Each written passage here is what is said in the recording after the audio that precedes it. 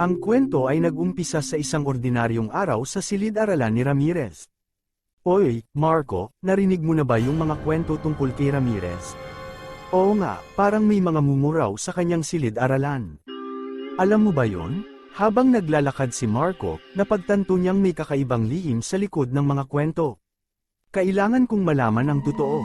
Baka may nagtatago sa dilim na dapat nating malaman. Sa madaling araw, nagpasya si Marco na pumasok sa silid-aralan ni Ramirez. Ano kaya itong luma at mala-enchanted na aklat na ito?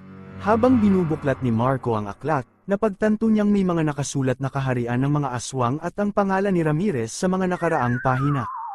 Si Ramirez, isang tagapagtanggol ng bayan laban sa aswang. Habang naglalakad si Marco, naisip niyang kausapin ang guro.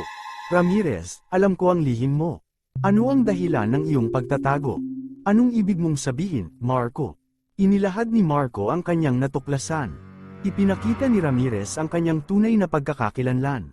Oo, totoo ang mga kwento. Noon, ako'y isang mandirigmang lumalaban sa aswang.